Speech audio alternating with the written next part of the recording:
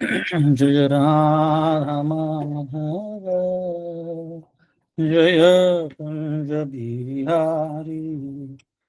जय राधा माधव, जय कुंज बिहारी। जय गोपी जन वल्लभ गिरिवरधारी। जय गोपी जन वल्लभ गिरिवरधारी। यशोदानंदन व्रज जन रंजन, यशोदानंदन व्रज जन रंजन, यशोदानंदन व्रज जन रंजन, यशोदानंदन व्रज जन रंजन। यमुना तीरावनचारी, यमुना तीरावनचारी। राधा माधव, जय कुंज बिहारी। जय राधा माधव, जय कुंज बिहारी। जय गोपी वल्लभ गिरिवरधारी। गोपी जन वल्लभ गिरिवरधारी। यशोदानंदन व्रज जन रंजन, यशोदानंदन व्रज जन रंजन, यशोदानंदन व्रज जन रंजन, यशोदानंदन व्रज जन रंजन। यमुना तीरावनचारी, यमुना तीरावनचारी। राधा माधव, जय कुंज बिहारी। जय राधा माधव, जय कुंज बिहारी। जय गोपी जन वल्लभ गिरिवरधारी। गोपी जन वल्लभ गिरिवरधारी। यशोदानंदन व्रज जन रंजन, यशोदानंदन व्रज जन रंजन। अगं ज्योतीने बघला ना. कोण सांगितलं? तीरावनचारी, का पाठवलं? यमुना तीरावनचारी।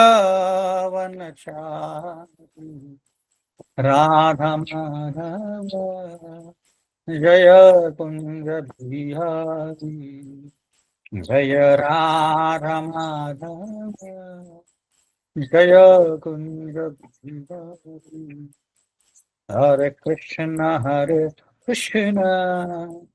कृष्ण कृष्ण हरे हरे, हरे राम राम राम हरे हरे।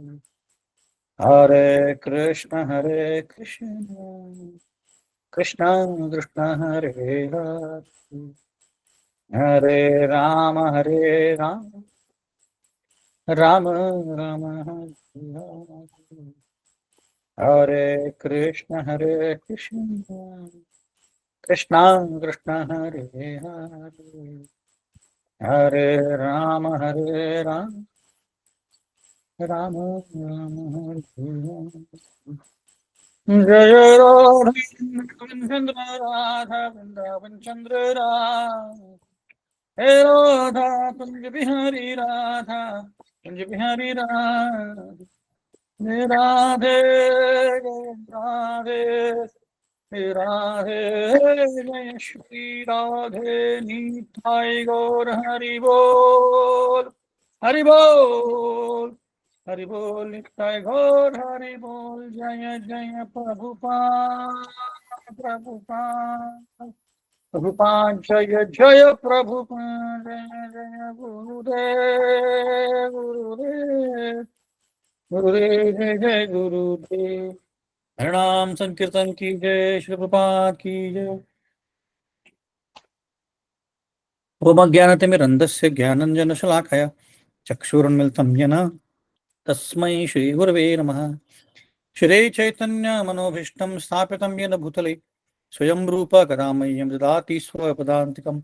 वन्देऽहं श्रीगुरु श्रीयुतापदकमलं श्रीगुरु वैष्णवांश श्रीरूपं साग्रजातां सहगण रघुनाथामितं तं सजीवं साद्वैतं सावधूतं परिजनसहितं कृष्णचैतन्यदेवं श्रीराधा कृष्णपादान् सहगणललिता श्रीविशाखामितांश नमो विष्णुपादाय कृष्णप्रेष्ठाय भूतले श्रीमते भक्तिवेदान्त स्वामिनीति नामिने नमस्ते सरस्वते देवे गौरवाणी प्रचारणे निर्विशेष शून्यवादी पाश्चात्य जय श्री कृष्ण चैतन्य प्रभु नित्यानंद श्री अद्वैत गदाधर शिवासादि गौरभक्तवृंद हरे कृष्ण कृष्ण कृष्ण हरे हरे हरे राम राम राम हरे हरे मुखं करोति पाचालं भंगं लंघयते गिरिं यत्कृपातमहं वन्दे श्री गुरुतीर्थारणम्।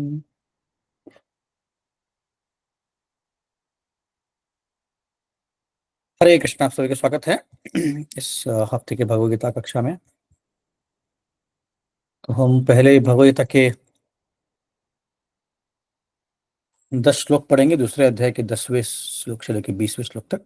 उसके बाद फिर चर्चा को आरंभ करेंगे। तो मैं अपना स्क्रीन शेयर कर रहा हूं। दूसरा अध्याय 10वां श्लोक।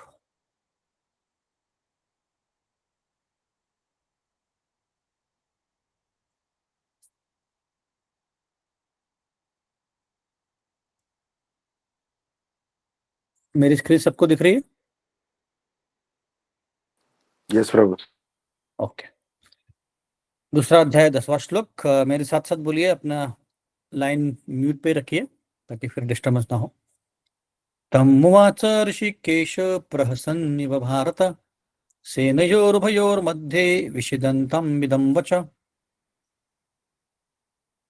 संजय धृतराष्ट्र को बता रहे हैं कि जब अर्जुन ने अपने अस्त्र छोड़ दिए तो कृष्णा दोनों सेना के बीच में खड़े होकर मंद मंद मुस्कुरा रहे हैं और कृष्ण से ये बोल रहे हैं। 11वां श्लोक। श्री भगवान वाच असोचन अन्वसोचस्तम प्रज्ञावादाम सभाससे गता सुंच नानुशोचन्ति पंडिता। कृष्ण भगवान ने कहा, तुम इतने पंडित की तरह ऐसे सुंदर शब्द बोल रहे हो, पर तुम ऐसे चीज के लिए दुख कर रहे हो जो चीज के लिए दुख नहीं करना चाहिए। जो बुद्धिमान व्यक्ति होता है वो ना ही मृत्यु के लिए बरता है, मृत्यु के लिए रोता है, ना ही जीवंत व्यक्ति के लिए। नत्वैवाहं जातु नाशम न त्वं मे जनाधिपाः न चैव न भविष्यामः सर्वे वयम तत्परम। ऐसा कभी नहीं था जब तुम नहीं थे, मैं नहीं था, या ये सारे राजा नहीं थे, और ऐसे आगे भी कभी नहीं होने वाला है। और इसी श्लोक पे हम विस्तार में चर्चा करने वाले हैं। श्लोक 13।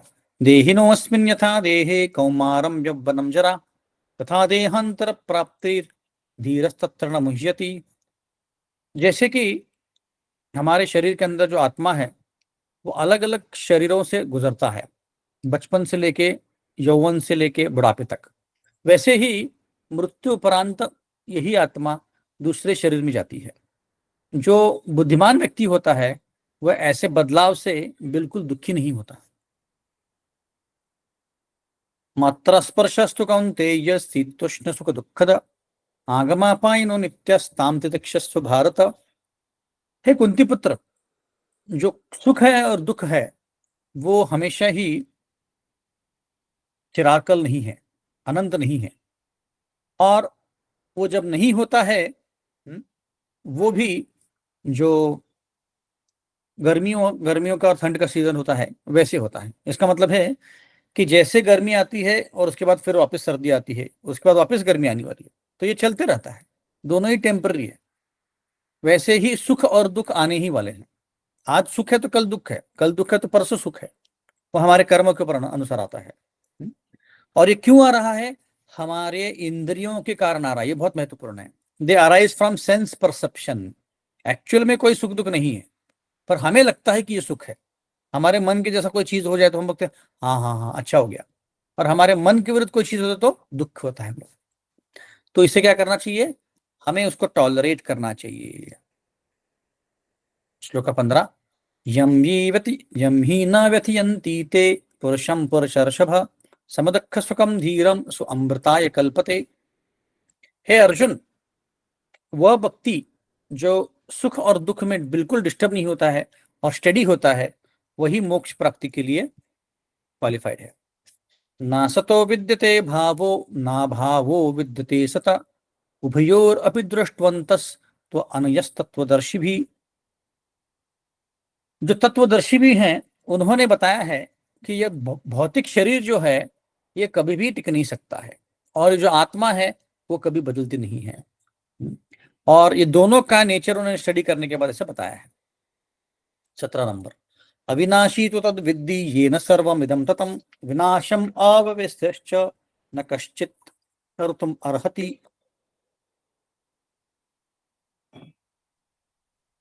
जो पूरे शरीर में उसका जो वास्तव होता है उसको कभी भी मारा नहीं जा सकता, ऐसे आत्मा को कभी भी कोई मार नहीं सकता है।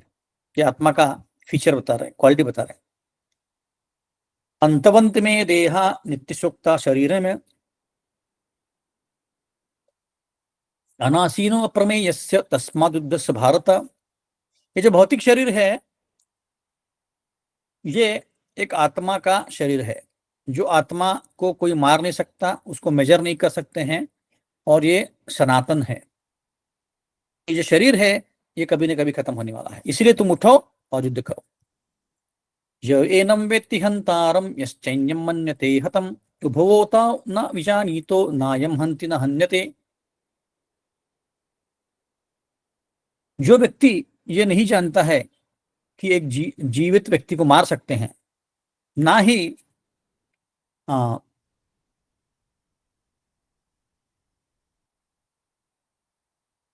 एक जीवित व्यक्ति को कोई मार सकता है, ना ही जीवित व्यक्ति को मर सकता है, वो व्यक्ति बुद्धिमान नहीं है।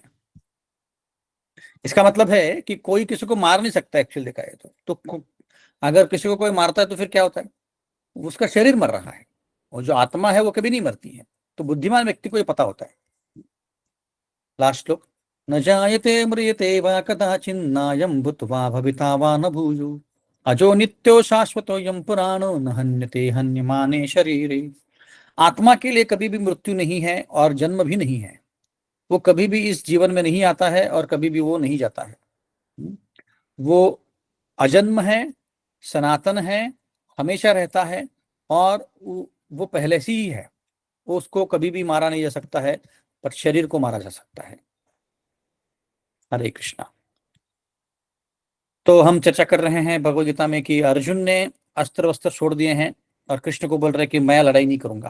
फिर उसके बाद संजय ने धृतराष्ट्र को बोला कि हे धृतराष्ट्र, अर्जुन ने ऐसे ऐसे किया, और उसके बाद फिर कृष्ण मंद मंद मुस्कुरा रहे हैं। तो यहां तक हमने चर्चा किया था 2.10 तक, और 11 का थोड़ा पाठ हमने चर्चा किया था। तो कृष्ण भी बता रहे हैं अर्जुन को, असोचवन अन्वसोचस्तम प्रज्ञावादांश भाषसे गतासुन्न गतासुंच नानुसोचन्ति पंडिता। तुम एक पंडित करके, पंडित क्या करता है, पंडित बहुत ज्ञान वाले बातें करता है, ज्ञान वाली चीजें बातें करता है ना, ज्ञान वाले शब्द होते हैं। तो जैसे वेदों की शुरुआत होती है कि अथ तो ब्रह्म जिज्ञासा, इतना ही एक ही सेंटेंस आता है, अथ तो ब्रह्म जिज्ञासा। मतलब क्या, कि अभी तुमने मनुष्य का जन्म लिया है, तुम्हें यह प्रश्न पूछना चाहिए कि मैं कौन हूं, कृष्ण कौन है, भगवान कौन है, मेरा उनके साथ नाता क्या है। उसको बोलते हैं संबंध, अभिधेय और प्रयोजन।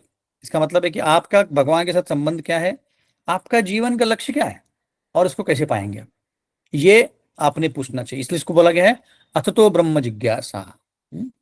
तो कृष्ण भगवान बोल रहे हैं कि तुम बोलते रहो पंडित की तरह, पर तुम मूर्ख की तरह बिहेव कर रहे हो। ऐसा क्यों बोला उसको, क्योंकि वो बोल रहे हैं असोचवन अनवसोचस्तम प्रज्ञावादाम सभा से गतासुन्न गतासुंच नानुसोचन्ति पंडिता।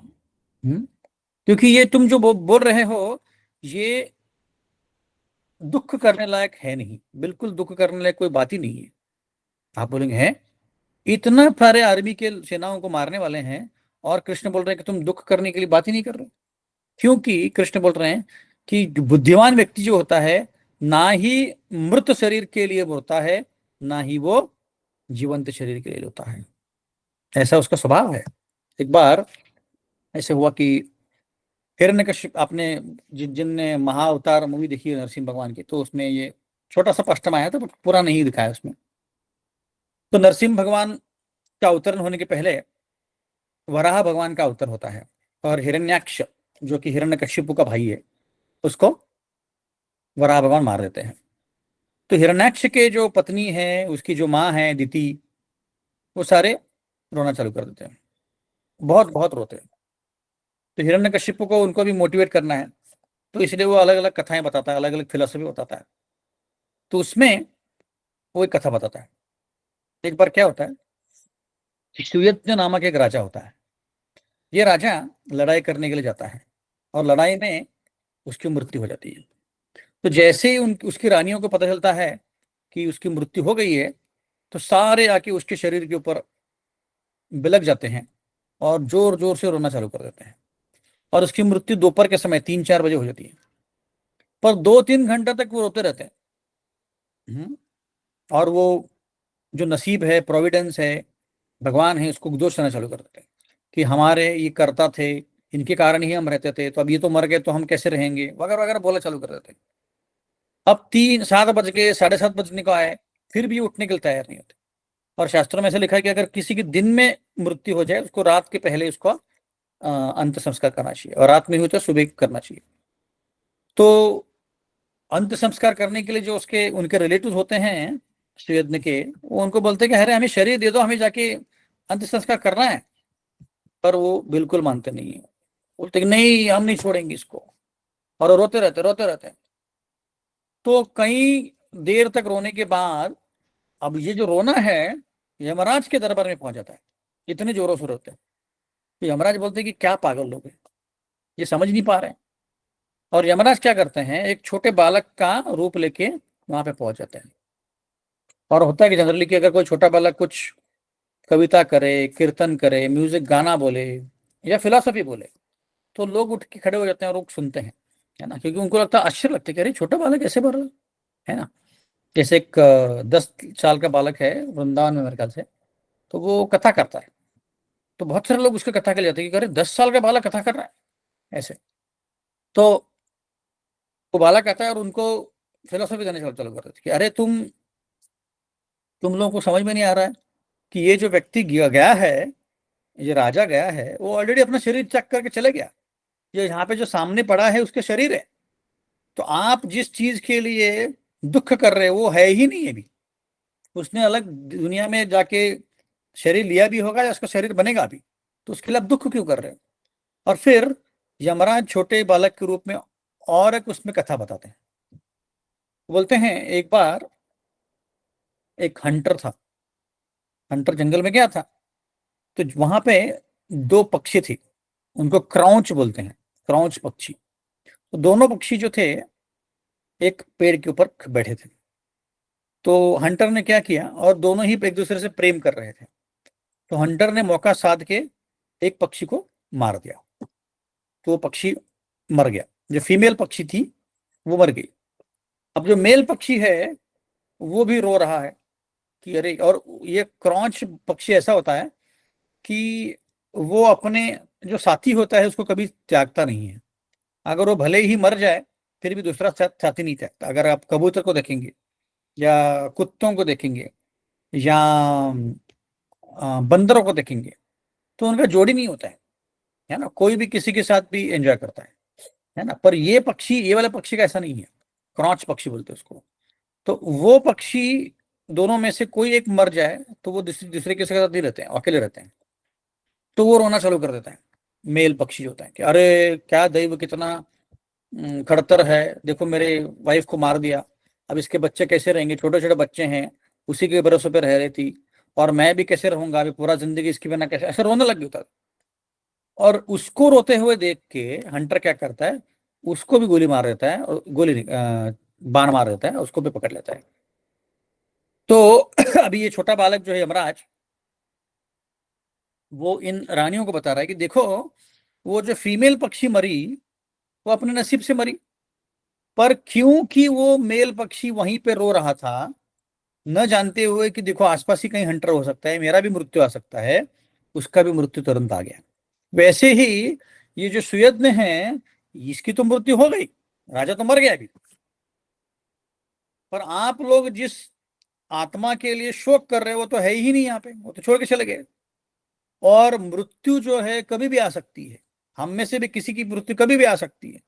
तो अपने खुद के जीवन को संभालो, जो व्यक्ति गया उसको छोड़ दो, ऐसा बोलता है। तो ये सुन के सारा रानियों की आंखें खुल जाती हैं, बोलती कि हाँ यार, अब व्यक्ति तो गया, उसको कुछ नहीं कर सकते हम, मतलब रोना तो चाहिए, ऐसे नहीं बोलते कि रोना नहीं चाहिए, पर कुछ हद तक रो के फिर आगे you have to carry on, बोलते हैं ना, you have to carry on, हमें आगे जाना चाहिए, क्योंकि जो व्यक्ति गया वो तो वापस नहीं आएगा। तो वैसे फिर रानी लोग सब समझ जाते हैं और फिर अपने अपने काम में वो जुट जाते हैं और उसका शरीर पर अंत्यक्रिया की जाती है। तो ऐसे एक्चुअली क्या होता है ना कि आत्मा जो है शरीर के अंदर है, मृत्यु के समय वो त्याग करता है। और फिर उसके कारण फिर क्या होता है कि अम, तो उस आत्मा को और एक शरीर मिलता है। और इसकी हम ये अगले कई सेशंस में इसके बारे में विस्तार में चर्चा करने वाले हैं। पर इस श्लोक में भगवान बता रहे हैं कि अर्जुन, तुम्हें पता होना चाहिए कि ये इनकी भी मृत्यु आने वाली है, तुम्हारी मृत्यु आने वाली है। तो तुम्हें कोई भी चीज के लिए रोने की जरूरत नहीं है, कि वैसे ही सब लोग मरने वाले हैं। आप तुम्हारे हाथ से मरे या किसी और के हाथ से मरे, इस बात को पकड़ के कृष्ण उनको डांट रहे हैं।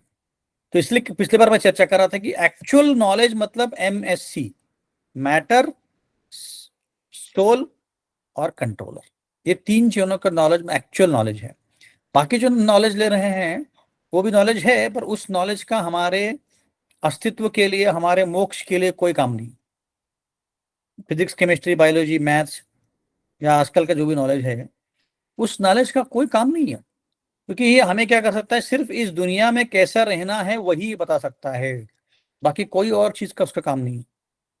पर हम जो 7 प्रॉब्लम्स की बात कर रहे थे, जन्म मृत्यु जरा व्याधि दुख दोषानुदर्शनम, तो जन्म, मृत्यु, जरा, व्याधि, ये 4 प्रॉब्लम्स हैं। और 3 प्रॉब्लम्स हैं, आदि भौतिक, आदि दैविक और आध्यात्मिक।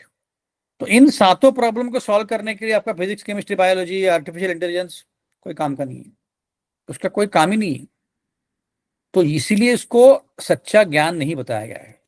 वो ज्ञान की भी जरूरत है, ऐसे नहीं बोल रहे कि हम लोग ज्ञान की जरूरत नहीं है, पर वो क्या है, वो अविद्या है। अविद्या मतलब क्या, उस ज्ञान का हमारे अस्तित्व के लिए कोई फायदा नहीं है, हमारे मोक्ष के लिए उसका कोई फायदा नहीं है। सच्चा ज्ञान वो होता है कि हम कौन है, हमारा भगवान के साथ नाता कौन क्या है, भगवान कौन है, हमें यहाँ पे कष्ट क्यों होते हैं, और इन कष्टों से हम परे कैसे जा सकते हैं। ये सच्चा ज्ञान है। उस ज्ञान को छोड़ के व्यक्ति क्या करता है, बाकी के ज्ञान बटोरने में लगा हुआ होता है। तो उस ज्ञान का कोई फायदा नहीं है ना। कई बार लोग मन के बारे में, आत्मा तो नहीं, मन के बारे में, ब्रेन के बारे में भी बातें करते हैं, पर उस ज्ञान का भी एक्चुअली हमारे ये प्रॉब्लम्स के लिए, सॉल्व करने के लिए कोई काम नहीं है। मटेरियल प्रॉब्लम सॉल्व कर सकता है, पर वो तो कोई भी कर सकता है। स्पिरिचुअल प्रॉब्लम सॉल्व करना ही ज्यादा सबसे महत्वपूर्ण काम है। और यही कृष्ण यहाँ पे बता रहे हैं कि तुम्हें पता है कि एक्चुअली में तुम्हारे प्रॉब्लम्स क्या हैं, और तुम मूर्ख की तरह बोल रहे हो कि मैं इनको नहीं मार सकता हूँ, वगैरह वगैरह। तो इसलिए कृष्ण उनको डांट रहे हैं। तो आगे बढ़ते हैं, अगला श्लोक। नत्व एवाम जातु नाशम नत्वम नेमि जनाधिपाः न चैव न भविष्याम सर्वे वयमतः परम। तो कृष्ण यहाँ पे बोल रहे हैं कि ऐसा कभी नहीं था। अभी एक्चुअल में फिलॉसफी चालू हो रही है आत्मा के बारे में। कृष्ण बोल रहे हैं कि ऐसा कभी नहीं था कि तुम नहीं थे, मैं नहीं था, ये राजा नहीं थे। अभी भी नहीं होने वाला है, अभी भी सब लोग हैं, और आगे भी ऐसा होने वाला है। इसका मतलब क्या है, आप बोलेंगे ये क्या मतलब है। तो इसका मतलब ये है कि हम आत्मा हैं और हम चिरातन हैं, सनातन हैं। इसका मतलब है कि हमारी कभी भी मृत्यु नहीं होती है। पहले भी हम थे, अभी भी हैं, और आगे भी हम रहने वाले हैं। तो ये क्यों बता रहे हैं कृष्ण भगवान, क्योंकि कई सारे मायावादी लोग होते हैं, वो बोलते हैं कि एक्चुअली जो जीव है ये टेम्पररी बॉडी लेता है, और फिर जब वो खुद को जानता है कि मैं कृष्ण हूं, मैं नारायण हूं, भगवान हूं, तो उस टेम्पररी बॉडी को वो त्याग कर देता है, और फिर वो भी भगवान बन जाता है ब्रह्म ज्योति में जाके विलीन होकर। तो इस फिलॉसफी को डिफीट करने के लिए कृष्ण भगवान ये श्लोक बता रहे हैं। तो वो बता रहे हैं कि देखो भाई, मैं एक आत्मा हूं, अर्जुन तुम एक आत्मा हो, और सारे यहाँ पे जो राजा दिख रहे हैं वो भी अलग अलग आत्मा है। वो कभी भी हम मर्ज नहीं होंगे। कई लोग बोलते हैं कि अरे हम ब्रह्म जाति में जाके विलीन होंगे, उनको मायावादी लोग बोलते हैं। तो और भगवान वैसा कोई चीज नहीं है, ब्रह्म ज्योति ही भगवान बन जाती है, ऐसा बोलते हैं। तो ऐसा नहीं है, ऐसा कहीं भी शास्त्रों में लिखा नहीं है, पर उसको वो तोड़ मरोड़ मरोड़ के उसको गोल गोल बनाते हैं। सो हम बोलते हो लोग, मतलब मैं भी वही हूं, मैं भी भगवान हूं। दंड ग्रहण मात्रेण नारायण भवेत। एक्चुअली अब अगर देखेंगे तो 90-95% लोग जो है इंडिया में जो भगवान को मानते हैं, 90-95% लोगों को लगता है कि मैं भी भगवान हूं, मैं भी भगवान ही हूं, ऐसा लगता है। और ये एक्चुअली जो मायावादी लोग हैं इनको कन्विंस कर देते हैं कि आप भूल गए आप भगवान हो, पर आप भगवान हो, ऐसे बोलते हैं। तो इसमें गड़बड़ क्या है? इसमें गड़बड़ ये है कि देखिए, अगर हम भगवान होते तो हम भूल कैसे जाते? हम खुद के शरीर को हम समझ नहीं पाते हैं, तो भगवान कैसे बन सकते? भगवान मतलब पराशर मुनि ने बहुत अच्छी व्याख्या दी गई है कि जिसके पास 6 ऐश्वर्य हैं, 6 प्रकार के ऐश्वर्य हैं, जो सुंदर है सबसे, जो धनवान है सबसे, जो शक्तिशाली है सबसे, जो ज्ञानवान है सबसे, जो त्यागी है सबसे, और एक रह गया। तो ऐसे 6 प्रकार के ऐश्वर्य हैं पूरी तरह से। पूरी तरह से मतलब क्या? पूरी तरह से मतलब है कि उससे ज्यादा किसी और के पास वो ऐश्वर्य नहीं है। जैसे अगर सुंदर है तो भगवान ही ऐसे है कि सबसे सुंदर है। जैसे मोहिनी मूर्ति का जब जन्म लिया था कृष्ण भगवान ने, अवतरित किए थे, हाँ सेम है, छठा करेक्ट। तो उनके उनका सौंदर्य देख के शिवजी भी पिघल गए, शिवजी भी उनके पीछे पीछे भाग रहे थे, है ना। तो इसका मतलब क्या है कि कृष्ण के जैसे कोई सुंदर नहीं है। सारी गोपियां जब देखती हैं कृष्ण की तरफ, कृष्ण की तरफ देखी रहती, वो अपना नजर हटा ही नहीं पाती। इतने सुंदर है कृष्ण भगवान, इतने शक्तिशाली हैं। कंस को मार दिया, जरासंध को मार दिया, सारे राक्षसों को मार दिया, है ना। गोवर्धन को 7 दिन 7 रात हाथ के ऊपर पकड़ के बैठे थे। तो इसीलिए उनके जैसे शक्तिशाली कोई नहीं है, उनके जैसे त्यागी कोई नहीं है। कैसे? जैसे अगर हमारे फैमिली में कोई लड़का है लड़की है, अगर वो हमारे मानता नहीं है और वो खुद ब खुद कोई शादी कर लेता है, बिल्कुल आपकी बात ही नहीं मानता है, तो आप उसके लिए कोई अच्छी चीज करोगे नहीं। आप बोलोगे ठीक है जा तुम अपने अपने घर, या अपने अपना रहना चालू कर दो, और उसको कुछ नहीं दोगे। पर देखिए, हर एक जीव जो यहाँ पे आया है भौतिक दुनिया में, वो कृष्ण भगवान से झगड़ा करके आया है कि मुझे नहीं रहना आपके साथ, मुझे आपके साथ ही इंजॉय करना है। पर फिर भी कृष्ण भगवान ने उनके लिए ये सारा दुनिया बनाया है। इसलिए आप देखेंगे तो नास्तिक लोग भी ऐसे कभी भूखे नहीं मरते हैं। जैसे हम आस्तिक लोग का पेट पालते हैं कृष्ण भगवान, नास्तिक लोगों का भी पेट पालते हैं। वो कभी नहीं बोलते कि अरे ये व्यक्ति तो मुझे बिल्कुल मानता नहीं है, मैं क्यों इसके लिए खाना दूं। नहीं, उनके लिए भी वो खाना देते हैं। उनके उनका भी सब कुछ अच्छा होता है। सिर्फ क्या है, उनको कभी एक्चुअल में आनंद नहीं मिलता है। जो परमानंद है, जो एक्चुअल आनंद है हमारा, वो उनको हासिल नहीं होता है। वो इसलिए बार बार दुखी होते हैं। तो ये हो गया त्याग। तो कृष्ण भगवान त्यागी हैं क्योंकि वो ऐसे लोगों को भी देने के लिए तैयार है। चौथा, शक्तिशाली बोला हमने। फिर धनवान, धनवान है सबसे। जो लक्ष्मी जी हैं, लक्ष्मी जी कृष्ण के चरणों में है। लक्ष्मी सहस्त्र शत संभ्रम सेवमानम गोविंदमादि पुरुषां तमहं भजामि। हजारों लक्ष्मियां वैकुंठ में उनके चरणों में है, झाड़ू मार रही हैं और उनकी सेवा कर रही हैं। और लक्ष्मी ही सारे पैसे का, सारे धन का क्या है, स्रोत है। इसलिए दिवाली के समय हम लोग लक्ष्मी जी की पूजा करते हैं, ताकि हमारे घर में क्या हो, सुख संपत्ति घर आवे, कष्ट मिटे तन का, ओम जय जगदीश हरे। हमारे घर में सुख हो, संपत्ति हो, सारे दुख हर हर जाए। और लक्ष्मी जी की भी पूजा करते हैं। क्यों? क्योंकि लक्ष्मी जी आपको आपके घर में संपत्ति ला सकती हैं। पर वही लक्ष्मी जी किसके चरणों में बैठी है? नारायण के चरणों में। इसका मतलब कौन सबसे धनवान है? कृष्ण भगवान। ये चौथा हो गया। पांचवा है कि भगवान जो होते हैं वो सबसे ज्यादा फेमस होते हैं। तो एक्चुअली पूरे जो क्रिएशन है उसमें भगवान सबसे फेमस है। आप बोलेंगे अरे ऐसे कैसे हो सकता है, कई सारे लोग हैं आउट ऑफ इंडिया कृष्ण को जानते भी नहीं है। नहीं, एक्चुअली ये जो भौतिक जगत है, इस भौतिक जगत में जो जीव हैं सिर्फ 25% ऑफ द होल क्रिएशन है। बाकी 75% जो लोग हैं, जीव हैं, वो आध्यात्मिक जगत में हैं, और वहां पे सब लोग कृष्ण की पूजा कर रहे हैं, है कि नहीं? और यहाँ पे भी जो 25% लोग हैं, भगवान कृष्ण को अलग अलग नामों से पुकारते हैं। जीहोवा बोलते हैं, कृष्ण बोलते हैं, राम बोलते हैं, अल्लाह बोलते हैं। अलग अलग धर्मों में अलग अलग जो नाम हैं, ये कृष्ण के ही नाम हैं, तो उससे वो पुकारते हैं। तो ऐसे षड ऐश्वर्य में जो निपुण है, षड ऐश्वर्य में जो आगे है, वही भगवान है। हमारे जैसे जीव भगवान नहीं बन सकते हैं, है ना? हमारे जैसे जीव है। नित्यो नित्यानाम चेतनाश्चेतना नाम एको बहुनाम विदधाति कामान। कैसे बहुत सारे जीव हैं, करोड़ों करोड़ों अनगिनत जीव हैं। देखिए आप, हर एक जो पौधा होता है, हर एक पेड़ होता है, हर एक पौधे में, पेड़ में जीव है। और पूरे दुनिया में सब जगह जीव ही जीव भरे हैं, आप गिन भी नहीं सकते, इतने जीव हैं। और हर एक जीव में एक प्रमुख जीव है, उसको हम भगवान बोलते हैं। क्योंकि क्या करता है वो? नित्यो नित्यानाम चेतना चेतना नाम एको बहुनाम विदधाति कामान। एक ही जीव है जो सारे जीवों को क्या कर रहा है?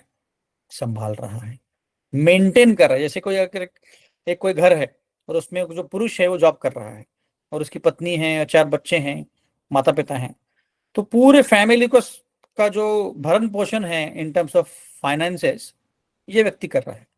ऑब्वियसली सब लोग कंट्रीब्यूट कर रहे हैं, बट मेन व्यक्ति वही है। वैसे ही सारे जीवों का भरण पोषण इस कृष्ण भगवान के जीव की रिस्पॉन्सिबिलिटी है, वही कर रहे हैं सबके लिए, है ना?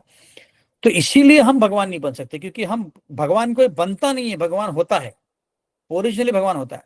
तो कई बार मुझे प्रश्न पूछा जाता है कि फिर अगर हम भगवान से आए हैं, हम सारे जीव जो है भगवान से आए हैं, हम ओरिजिनली आध्यात्मिक जगत में थे, और कृष्ण भगवान ने खुद को एक्सपांड कर लिया, पहले राधा रानी, फिर राइट में बलराम जी, और फिर बलराम जी से सारे जीव बने हैं, बलराम जी से अलग अलग विष्णु अवतार बने हैं, सारे देवी देवता बने हैं, शिव जी, ब्रह्मा जी, गणपति, सब लोग बलराम जी से आते हैं।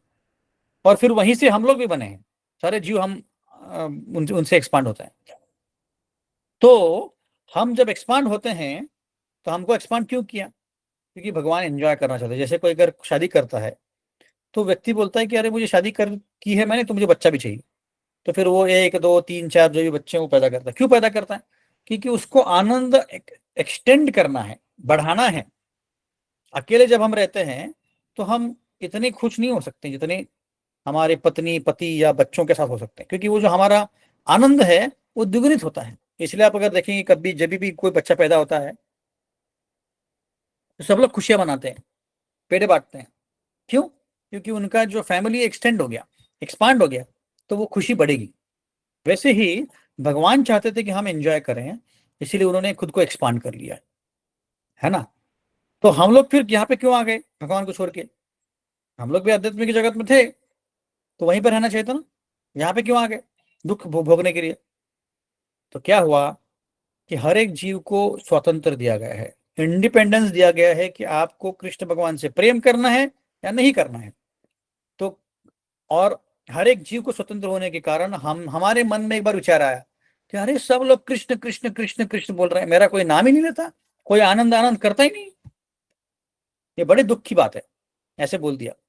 और फिर हमें लगा कि मुझे भी अलग से रहना चाहिए, जहां मेरा सिर्फ नाम लेते हो लोग।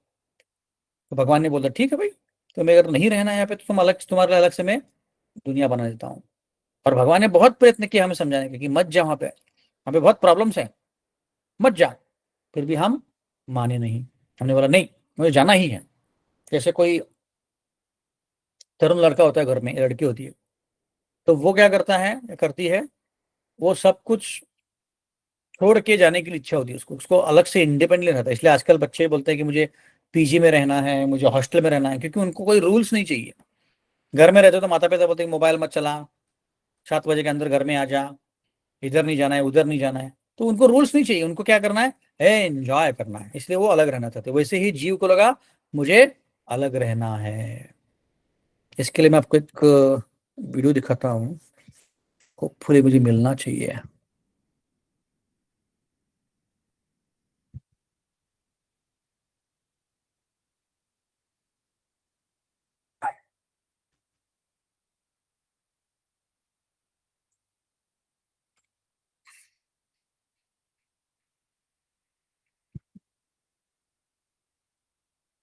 तो इस वीडियो में यही बताया है कि ओरिजिनली हम कैसे कृष्ण भगवान के साथ थे और फिर उनको हम छोड़ के आ गए, और आ गए तो यहाँ पे दुखी हो गए हैं।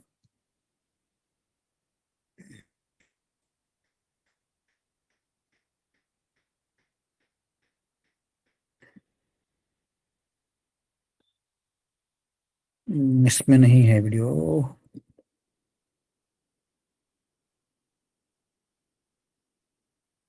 कोई और वीडियो में भाव।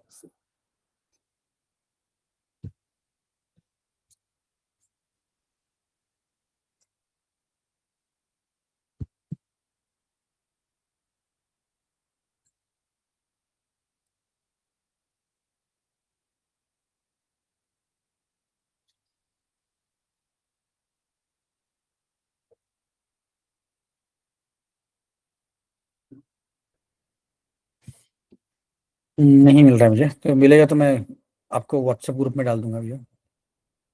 पर उस वीडियो में ये बताया गया है कि एक एक व्यक्ति होता है जिसके दो बच्चे होते हैं, और घर में सब कुछ सुख है, सब कुछ है। पर व्यक्ति क्या करता है, लड़का, वो जो सेकंड लड़का है, वो बोलता है कि मुझे अलग से रहना है, मुझे जाके एंजॉय करना है, तो आपका जो प्रॉपर्टी है उसको बांट दो। तो पिता बहुत समझाता है कि नहीं बेटा, देखो तुम दुखी हो जाओगे, बाहर बाहर के लोग अच्छे नहीं है, तुम्हारा पैसा सब लूट लेंगे। बोलता नहीं, मुझे अलग से रहना है। तो फिर पिता क्या करता है, बिना इच्छा के सारी प्रॉपर्टी को दो हिस्सा कर लेता है और छोटे बच्चे को दे देता है। छोटा बच्चा निकल जाता है सब पैसे के साथ। तो पहले 2-4 महीने बहुत एंजॉय करता है, पूरे पैसे के साथ नाच गाना करना, दारू पीना, इधर उधर बहुत एंजॉय करता है। और सारे उसके मित्र भी आते हैं उसके साथ, क्योंकि उसके पास पैसा है।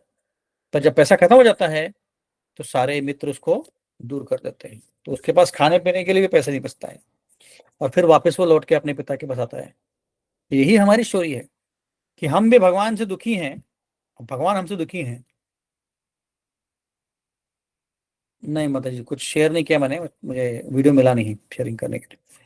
तो भगवान से हम रूठ के आ गए कृष्ण भगवान से, और फिर यहाँ पे हम दुखी हैं, सोच रहे हैं कि अरे कैसे एंजॉय कर सकते हैं। इसलिए आप देखेंगे तो हमारे जीवन में हम ही सब कुछ, सबके सेंटर हैं।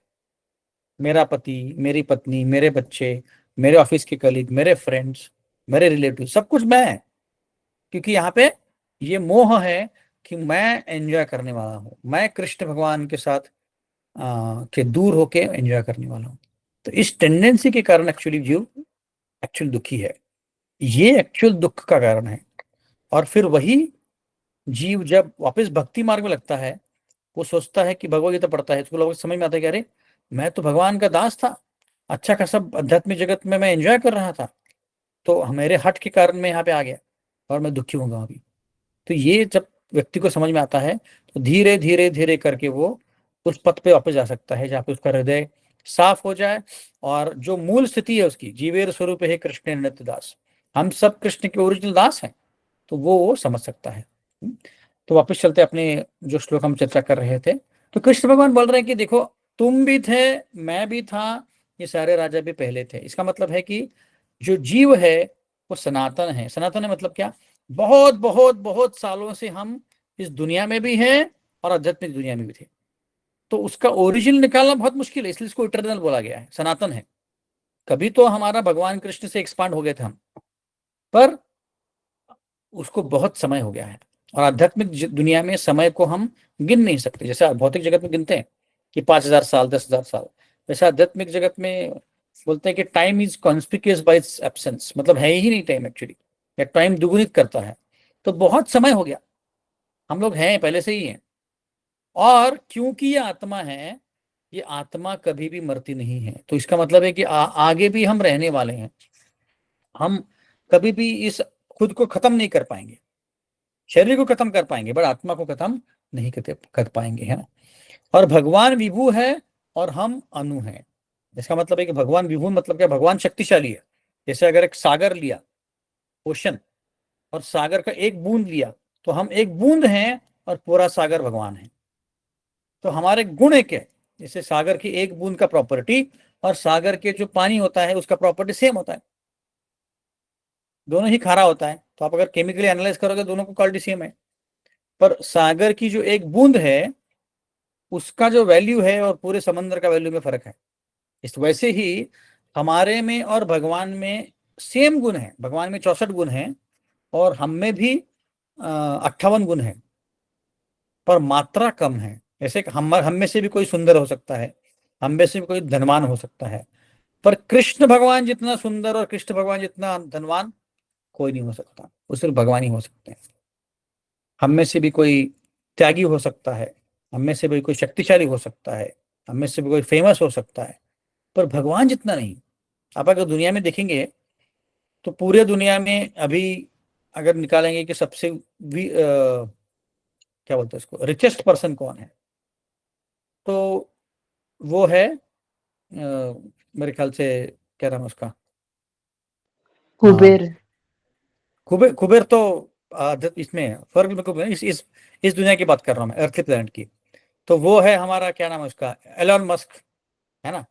उसके बाद में कोई और होगा, पर वो पूरे क्रिएशन में, दुनिया में, वो तीनों जगत में वो अमीर नहीं है, और वो आगे जाके अमीर रहेगा इसका गारंटी नहीं है, उसकी भी मृत्यु होगी, है ना। पर भगवान कृष्ण जो है हमेशा के लिए अमीर है। कोई सुंदर हो सकता है अभी की सिचुएशन में, बोलेगा अरे बहुत सुंदर व्यक्ति, पर कुछ सालों के बाद, 20 30 40 सालों के बाद व्यक्ति सुंदर नहीं रहेगा। पर भगवान कृष्ण कैसे नहीं है। भगवान क्या है, नव यौवनम च, मतलब क्या, भगवान हमेशा ही सुंदर रहते हैं, वो कभी कभी भी बूढ़े नहीं होते। इसलिए आप कोई भी पिक्चर देखेंगे नहीं कृष्ण भगवान की जिसमें भगवान को साफ सफेद दाढ़ी है, पूरे बाल सफेद हैं, ऐसा नहीं है। कुछ कुछ जगह क्रिश्चियनिटी में दिखाया गया है कि जो भगवान है उसकी लंबी दाढ़ी है सफेद, और उसके हाथ में लाठी है, और एक कहीं वो बादल में बैठा है। उनका कहने का, उनका जो फिलॉसफी है कि भगवान जो है वो बूढ़ा हो गया और एक जगह बैठ बैठ के सबको वो शिक्षाएं दे रहा है। शिक्षाएं मतलब शिक्षा दे रहा है, पनिशमेंट, है ना। पर ऐसा नहीं है। कुछ लोग बोलते हैं कि भगवान जो है, आप बूढ़े हो गए हैं, उन्होंने क्रिएशन बना तो लिया पर वो मैनेज नहीं कर पा रहे हैं। ये भी गलत है, एक्चुअली ऐसा नहीं है। तो जैसे वैशाली माता जी ने मैसेज में डाला है कि इसको बोलते हैं अचिंत भेदा भेद। मतलब जैसे समंदर का पानी और समंदर का एक बूंद का पानी, दोनों का गुण सेम होने के कारण हमको बोल सकते हैं कि सेम है, ये भी समंदर ही है, वो भी समंदर है। पर एक्चुअली में एक बूंद समंदर नहीं हो सकता है ना, क्योंकि उसकी जो क्वालिटीज हैं वो मैच होते हैं, बट जितने क्वालिटीज, जितना क्वांटिटी है वो मैच नहीं होता है ना। वैसे ही हमारे गुण और भगवान के गुण मैच करते हैं, जैसे मैंने बता रहा था, पर हमारे में क्वांटिटी बहुत कम है ना। भगवान की जितनी क्वांटिटी नहीं, इसलिए उसको बोलते हैं अचिंत भेदा भेद, कि हम भगवान के साथ एक भी हैं और अलग भी हैं। उसके लिए बहुत सारी थीरीज बनी है ना। तो आपको मैं थोड़ा सा विस्तार में बताता हूँ इसको, इसको समझना बहुत जरूरी है। देखिए, वैदिक संस्कृति में, शास्त्रों में अलग अलग प्रकार के सिद्धांत लिखे गए हैं, है ना। उसमें कर्म कांड आता है, ज्ञान कांड आता है, उपासना कांड आता है, अष्टांग योग आता है, और भक्ति आता है। मोटा मोटा इतने हैं, बहुत सारे एक्चुअली इसका तो, है ना। तो उसमें क्या किया गया है कि शास्त्रों में व्यासदेव जी ने बताया कि देखो, आपको अगर इस दुनिया में रहना है तो आप कर्म कांड करो। जैसे कई लोग अभी गणपति की पूजा करते हैं, गौरी की पूजा करते हैं, नवरात्र में नवरात्रि करेंगे, तो वो क्यों करते हैं, ताकि क्या हो, सुख संपत्ति घर आवे, कष्ट मिटे तन का, कि हमारे घर में सुख संपदा हो, कोई कष्ट ना हो। इसको बोलते कर्म कांड। वे व्यक्ति जो है इस दुनिया से बाहर निकलने का नहीं सोच रहा है, वो सिर्फ सोच रहा है कि मैं इस दुनिया में खुश कैसे रहूं। पर ये खुशी जो है वो निरंतर नहीं है ना, ये खुशी कभी न कभी रुकने वाली है। मृत्यु के समय रुकेगी, या बहुत सारे कष्ट होंगे तो रुकेगी, तो रुकने वाली है। इसीलिए ऐसे सुख का कोई फायदा ही नहीं है। इसलिए उस व्यक्ति ने क्या करना चाहिए, कर्म कांड से कर्म योग में आना चाहिए। कर्म योग मतलब जब कृष्ण भगवान की हम उपासना करना चालू करते हैं तो उसको बोलते हैं कर्म योग। योग मतलब युंजन, युंजन मतलब कनेक्शन, हमारा भगवान के साथ कनेक्शन। तो व्यासदेव जी ने अलग अलग शास्त्रों में अलग लिखे हैं, पर उसका सार क्या है, वेदैश सर्वेर अहमैव वेद्यो वेदांत कृत वेद विदेह चाह, 15.15 भगवद गीता। व्यासदेव जी लिख रहे हैं कि सारे वेदों का सार यही है कि कृष्ण को जानो और उनकी भक्ति करो। बाकी सब कुछ जो लिखा है वेदों में क्या है, वो आपको इस दुनिया में रहने के लिए लिखा गया है, उसका आपके अध्यात्म से कोई लेना देना नहीं है। इसलिए आप भगवद गीता देखेंगे तो भगवद गीता इतना अच्छा बुक क्यों है, क्योंकि हमारे जो अंडरस्टैंडिंग होता है बचपन से कि मुझे इस दुनिया में एंजॉय करने के लिए आना है, मुझे जॉब करना है, शादी करनी है, एंजॉय करूंगा मैं, और भगवान को भूल जाता हूँ। उस कॉन्सेप्ट को वो हिला के रख देता है भगवद गीता। भगवद गीता बोलता है कि आप एक्चुअली एक जीव हो, यहाँ पे जैसे बताया गया, हम पहले भी थे, अभी भी हैं, और आप बाद में होने वाले हैं। तो अगर आप जीव हो तो आप एक जीव को यह सोचना चाहिए कि मैं इस दुनिया में क्यों आया हूं, भगवान कौन है, यहाँ पे इतने कष्ट क्यों हो रहे हैं। तो इस प्रश्नों का उत्तर जब मिलता है तो व्यक्ति फिर अध्यात्म की तरफ बढ़ना चालू कर देता है ना। जैसे बहुत कॉमन, बहुत सिंपल एक क्वेश्चन है, देखते हैं आप में से कौन आंसर कर सकता है। जैसे मेरा जन्म जो है पाटिल घर खानदान में हुआ है। यहाँ पे कुछ पवार हैं, दो पवार हैं, दो उनका पवार में हुआ है, अंबिका पवार, अमीश पवार। कुछ देशमुख हैं, कुछ सावंत हैं, कुछ कुलकर्णी हैं। तो भारती का जन्म कोल्हे फैमिली हुआ है, वेंकट का तलादी में फैमिली में हुआ है, ऐसे अलग अलग फैमिली में हुआ है। हाँ, पर हम देखते हैं कि किसी का जन्म अंबानी के घर में होता है, बिरला के घर में होता है, टाटा के घर में होता है ना, और किसी का भिखारी के घर में होता है। तो ये भेदभाव क्यों हुई? आप अगर बोलेंगे कि भाई हम आत्मा नहीं है, हम शरीर हैं, हम भगवान है ही नहीं, तो ये भेदभाव क्यों है? और ये कौन डिसाइड कर रहा है? ये कौन डिसाइड कर रहा है कि मेरा जन्म पाटिल फैमिली में हुआ, अंबिका का जन्म पवार फैमिली में हुआ, वैशाली माता जी का जन्म कुलकर्णी फैमिली में हुआ, और वो अंबानी का लड़का जो है उसका जन्म अंबानी के घर में हुआ। मुझे भी चाहिए था कि अंबानी की फैमिली में हो, मुझे भी ऑक्सफोर्ड जाना था, मुझे मैं आराम से घर से बिजनेस करना था, तो मुझे क्यों पाटिल फैमिली में दिया घर, है ना? और किसी को भिखारी के घर में क्यों दिया? ये प्रश्न पूछने लायक है। आपको क्या लगता है उसका उत्तर क्या है? कौन डिसाइड कर रहा है और क्यों डिसाइड कर रहा है इसे? हमारी कर्म हमारा अगले जन्म का डिसाइड करता है प्रभु। करेक्ट। कौन डिसाइड करता है? भगवान। हाँ, हमने जो कर्म किए हैं उसके अनुसार भगवान सब आपका चिट्ठा लिख करके, आपने ये किया, इसके इसके कारण आपका जन्म पाटिल फैमिली में होगा। और किसी का जन्म तो उस व्यक्ति ने बहुत पुण्य कमाया है। जैसे हमारे चेयरमैन है कंपनी के, डॉक्टर आनंद देशपांडे, तो उन्होंने भी बहुत पुण्य कमाए होंगे पिछले जन्म में, इसलिए उनकी इतनी बड़ी कंपनी हो गई, इतने अमीर हो गए हैं वो, क्योंकि पुण्य कमाया है। तो उसके बेसिस पे आपको मिलता है ना। तो ये एक बहुत अच्छा प्रश्न है पूछने लायक कि भाई इससे हम समझ सकते कि भगवान नामक कोई चीज है। दूसरा ये चीज हम समझ सकते हैं कि हमने पहले भी जन्म लिया है और आगे भी जन्म लेने वाले हैं, ये इससे पता चलता है। वरना तो इस प्रश्न का उत्तर मिलना ही मुश्किल है कि मेरा जो भी मुखड़ा बना है, मुझे भी चाहिए था कि मैं जो आजकल की हीरो है उनके जैसे ऋतिक रोशन और कुछ पता नहीं कौन कौन है आजकल, उनके जैसा मुखड़ा चाहिए था। कोई बोला कि मुझे ऐश्वर्या राय बनना था, मुझे ये ऐसा क्यों चेहरा क्यों दिया मुझे? कोई पूछ सकता है। उसका उत्तर ये है कि हाँ, आपके कर्मों के अनुसार आपको मिल रहा है। आपने अच्छे कर्म किए तो अच्छा मुकड़ा मिलेगा, नहीं किए तो नहीं मिलेगा। It's as good as that, it's as simple as that. बहुत सिंपल है। तो एक्चुअली इस प्रश्न से हम समझ सकते हैं कि दो चीजें हमें समझ में आ रही है। एक तो भगवान है, क्योंकि भगवान ही सब कुछ कंट्रोल कर रहे हैं। दूसरा कि मुझे पहला जन्म मिला था, इसके पहले भी जन्म मिला है, और उसके अनुसार मुझे ये जन्म मिला है। इसका मतलब है कि मैं इसी जन्म में सिर्फ यहीं आया हूँ। कई लोग बोलते हैं कि नहीं नहीं नहीं, ऐसा कोई आत्मा आत्मा नहीं होता, तुम जाओ एंजॉय करो, बस भाई एक ही जन्म है। नहीं, एक ही जन्म नहीं होने के बहुत सारे हम कारण दे सकते हैं। तो इसका मतलब है कि हमें वापस जन्म लेना पड़ेगा, आपको इच्छा हो ना हो लेना पड़ेगा। अनलेस आप, भगवत गीता में जो बताया गया है, सर्वधर्मान परित्यज्य माम एकम शरणम व्रज अहम त्वं सर्व पापेभ्यो मोक्षयिष्यामि मा शुचः। कि सर्व धर्मों को आप त्याग कर दो और फिर भगवान की शरण आ जाओ, है ना। तो तब आप भगवान के धाम जा सकते हैं। भगवान बोलते हैं आ ब्रह्म भुवनो लोका पुनरावितना अर्जुनो, कि हर एक जीव जो है आध्यात्मिक जगत से आया है और आध्यात्मिक जगत वापिस जा सकता है। वहां पे हमें कोई भी दुख नहीं रहेगा। वैकुंठ मतलब जहां पे कुंठा नहीं है। भौतिक जगत में बहुत कुंठा है, कुंठा मतलब कष्ट। वैकुंठ मतलब वहां पे कुंठा नहीं है। आपको जॉब करने की जरूरत नहीं है, आपको घर में कुकिंग करने की जरूरत नहीं है, वहां पे सब कुछ एंजॉय करने के लिए मिलेगा। वहां पे कल्पतरु वृक्ष है, आप कोई भी कल्पतरु वृक्ष से कुछ भी मांगो सब कुछ मिलेगा। तो ऐसा है आध्यात्मिक जगत में, और वहां जहां से हम आए हैं। तो ये हमारे जीवन का लक्ष्य है, यही आत्मा का एक्चुअली सही मायने में काम है। तो इसीलिए बोलते हैं इसको अचिंत्य भेदा भेद, कि हमारे गुण और भगवान के गुण मैच करते हैं, पर क्वांटिटी अलग होने के कारण वो भगवान है और हम एक जीव हैं, और कोई अंतर नहीं है।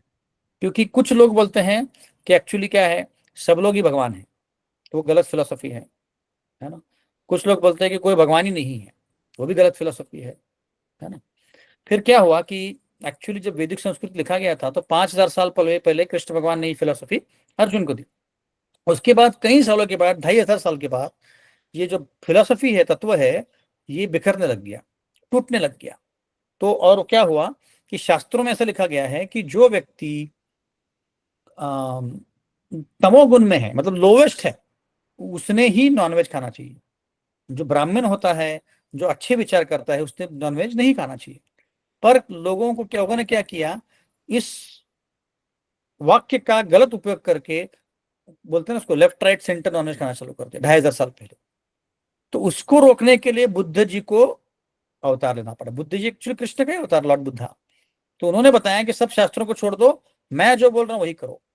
और उन्होंने क्या किया, नॉनवेज को बंद कर दिया। इसलिए बुद्धिज्म का पहला जो फिलोसफी है कि आपने कोई जीव को नहीं मारना चाहिए, तो उसको बंद करा दिया। और उन्होंने बोला कि सब कुछ शून्य है, शून्यवाद का फिलोसफी उन्होंने आगे बढ़ाया। इसका मतलब है कि हमारी जब मृत्यु होती है, हम जब मोक्ष को पाते हैं, तो एवरीथिंग इज शून्य, शांत, कुछ है ही नहीं, कोई विचार नहीं है, कोई कार्य नहीं है, सब कुछ शून्य है, ऐसे बोलते हैं, है ना। और इसको इसको इसको उसको बढ़ाने के लिए बोलते हैं कि आप क्या करो, मन में जो विचार आ रहे उसको रोको। मन में कोई भी विचार नहीं आए, इसलिए आप जाएंगे तो विपस्सना करने जाएंगे, कोई आप लोगों ने में से किसी ने किया होगा विपस्सना या योग धारणा में, तो वहां पे वो 7 दिन आपको ऐसे ही बिठा देते हैं, दिन रात आपको ऐसे बैठना है, कोई विचार नहीं करना है, बहुत मुश्किल होता है। तो वो बुद्ध बुद्ध जी ने दिया फिलोसफी। उसके बाद फिर शंकराचार्य आए। शंकराचार्य जो शिव जी की एक्सपांशन है। शंकराचार्य ने बोला कि अरे ये नहीं, बुद्धवाद वगैरह छोड़ दो, शून्यवाद नहीं कुछ होता है ना, एक, सब कुछ एक है बोला। मतलब क्या, भगवान भी एक है, हम भी एक है, सब कुछ जाके एक ही हो जाता है। आप मोक्ष को जो पाओगे, आप ब्रह्मन में जाके विलीन हो जाओगे, वहां पे कोई भगवान भगवान नहीं है, हम सब जीव एक साथ ही रह रहे हैं, सब कुछ एक है बोला उन्होंने। उसको बोलते हैं अद्वैतवाद। अद्वैतवाद मतलब कि एक है सब कुछ। फिर उसके बाद मध्वाचार्य आए। मध्वाचार्य ने फिलोसफी बताया द्वैतवाद की। बोला कि शंकराचार्य जो बोल रहे हैं उसको छोड़ दो और क्या करो, द्वैतवाद को पकड़ो। द्वैतवाद मतलब क्या, कृष्ण अलग है, भगवान अलग है, जीव अलग है, दोनों अलग अलग है चीज, है ना, ऐसे बोला। फिर उसके बाद रामानुजाचार्य आए, और फिर उसके बाद चैतन्य महाप्रभु आए। और फिर चैतन्य महाप्रभु ने ये फिलोसफी दी अचिंत्य भेदा भेद, कि जीव और भगवान एक भी हैं और अलग भी हैं। एक किस लिए है, गुणों में एक है, उनके गुण और हमारे गुण सेम हैं, मिलते जुलते हैं, पर क्वांटिटी अलग होने के कारण हम अलग भी हैं, ऐसे बोला। तो ये एक्चुअल में फिलोसफी है ना। जो बुद्ध जी ने बोला था वो उस काल के लिए, 2500 साल पहले के लिए वो जरूरी था। फिर शंकराचार्य जो बोला था वो भी जरूरी था, क्योंकि बुद्धिज्म को भगा के हमारा जो वैदिक संस्कृति उसको लाना था। और फिर उसके बाद जो मध्वाचार्य आए और अपने रामानुजाचार्य आए, उन्होंने एक्चुअल फिलोसफी दी, है ना। तो ऐसे अलग अलग फिलोसफीज हैं, इसलिए आप अलग अलग चीजें आप अलग अलग लोगों से सुनेंगे, है ना। कोई लोग बोलेंगे सब कुछ शून्य है, सब कुछ एक है ना, ऐसे बोलेंगे लोग। और आपको अलग अलग फिलोसफी बताएंगे, है ना। आप किसी को भी पूछे भगवत गीता का सार क्या है ना, तो वो अलग अलग बताएंगे। एक बार मैं न्यूजीलैंड में था, तो एक प्रोग्राम में मैं बुक वितरण कर रहा था, तो एक व्यक्ति मिला, तो उसको मैं भगवत गीता दिखाया, बोले कि आपको भगवत गीता देनी है।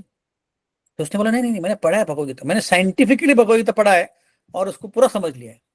तो मैंने बोला फिर आप मुझे साइंटिफिकली बताओ, फिर भगवत गीता में लिखा क्या है। तो उसने बोला कि भगवान ने ये बताया है कि आप अपने कर्म करते रहो। मैंने बोला सिर्फ कर्म करते रहो और बाकी कुछ नहीं बोला। बोला नहीं, सिर्फ कर्म करते रहना है। तो मैंने बोला अगर सिर्फ कर्म करने के लिए बोला है, तो भगवान ने 700 श्लोक क्यों बोला है, एक ही श्लोक में खत्म कर देते। कर्मण्येवाधिकार से माँ फलेषु कदाचन माँ कर्म फल हेतुर्भु माते संगोष्ठी कर्मणि। अपने अपना कर्म करते रहो भाई, कुछ फर्क नहीं पड़ता है, ऐसे बोल दिया होता। पर भगवान ने इतने सारे 700 श्लोक क्यों बताया, कर्म योग बताया, कर्म कांड बताया, अष्टांग योग बताया, फिर भक्ति योग बताया है, ध्यान योग बताया है, इतने सारे बताया, कर्म मिश्रित भोग बताया है, योग मिश्रित योग बताया, इतने सारे योग बताए। और उसके बाद फिर अपना यूनिवर्सल फॉर्म दिखाया, और उसके बाद फिर 3 गुणों के बारे में बताया, इतने सारा कुछ ज्ञान दिया। क्यों दिया है फिर? तो एक्चुअली क्या है, भगवद गीता को समझना इतना आसान नहीं है, इसलिए एक गुरु से उसको समझना पड़ता है कि एक्चुअली में भगवद गीता बोलना क्या चाह रहा है। सारांश में बताओ तो भगवद गीता जो मैंने बताया वही बताया, संबंध, अभिधेय, प्रयोजन। ये जानना है कि मेरा भगवान के साथ संबंध क्या है, मेरा प्रयोजन क्या है, मतलब मेरा गोल क्या है, और उसको पाना कैसे है। ये समझने के लिए भगवद गीता काम आती है ना। और उसके लिए फिर भगवान बताते हैं कि आत्मा क्या होता है, और फिर हम आत्मा होते हैं, और आत्मा आत्मा और परमात्मा में फर्क क्या होता है, और भगवान को पाने के लिए क्या करना चाहिए। ये सब कुछ बताया भगवद गीता में। 18 अध्याय में ये बताया है कि हमको पाना कैसे और क्या है। एक्चुअली जब हम कर्म करने बैठते हैं तो बहुत गहरा है, बहुत डीप है ये। इसलिए कृष्ण भगवान बोलते हैं भी गहनो कर्म नागति। कर्म जो होता है बहुत बहुत गहरा होता है। जैसे एक सिंपल एग्जांपल आपको देता हूँ कि धृतराष्ट्र जो था, वो पहले जन्म में, उसके पहले वाले जन्म में एक हंटर था। तो उसने 50 बच्चों को, 50 नहीं, 100 पक्षी के बच्चों को मार दिया और वो लेके चले गया। तो उसका एक्चुअली उसको जो रिएक्शन मिलना था वो ये था कि 100 उसके पुत्र उसके नजरों के सामने मारे जाएंगे, ये उसका रिएक्शन था। पर क्योंकि उसके पास पुण्य नहीं था, बच्चे पर पैदा करने के लिए पुण्य लगता है ना, तो उसके लिए वो पुण्य नहीं था, तो उसको कई जन्म लेने पड़े, उसको 50 जन्म लेने पड़े वो पुण्य इकट्ठा करने के लिए। और जब उसके पास वो इनफ पुण्य आ गया, तो फिर उसने धृतराष्ट्र का जन्म लिया, जहां पे उसके 100 पुत्रों को मारा गया। तो इसको बोलते हैं कि गहनो कर्मणा गति, कि गति, कर्म की गति जो होती है बहुत गहन होती है। इसको समझना इतना आसान नहीं है। कोई बोल सकता है अरे मैंने किसी का क्या बिगाड़ा है, मेरे साथ उसने ऐसा ऐसा किया।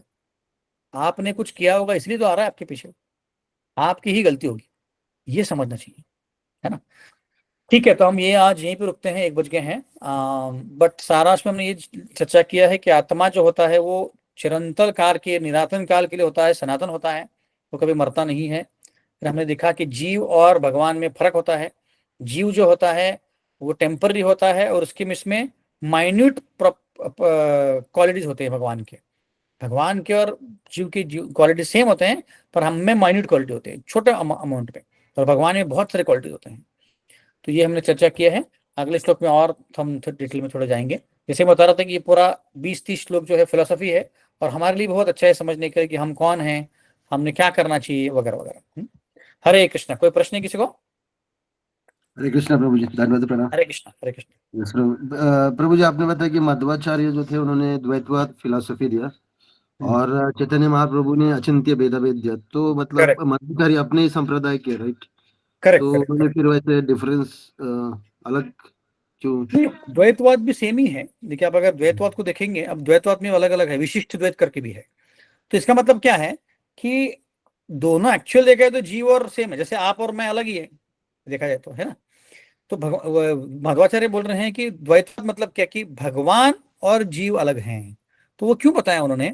क्योंकि उनको शंकराचार्य की फिलोसफी को डिफीट करना था। शंकराचार्य बोलते थे कि सब कुछ एक है, तो उसको डिफीट करने के लिए वो फिलोसफी लेके आ गए थे, है ना। पर उसमें कोई गलत नहीं है। देखो, शास्त्रों में जो जो अलग अलग फिलोसफी, सब कोई गलत नहीं है। देखा जाए तो द्वैतवाद, विशिष्ट द्वैतवाद और अचिंत्य भेदाभेद, दो तीनों ही सेम ही है, तीनों ही सिमिलर है ना। मतलब क्या कि मैं और भगवान दोनों अलग हैं, एक तरह से देखा जाए तो बराबर है। अचिंत्य भेदाभेद क्या बोलता है कि सेम भी है, अलग भी है। तो उसमें उन्होंने सिर्फ अलग वाला फिलोसफी दे दिया, वो प्राइमरली शंकराचार्य की फिलोसफी को डिफीट करने के लिए, ऐसे। ठीक है, ओके। हरे कृष्ण। और कोई प्रश्न है किसी को? ठीक है, हम 2 मिनट के लिए कीर्तन करेंगे, फिर उसके बाद बंद कर देंगे। हरे कृष्ण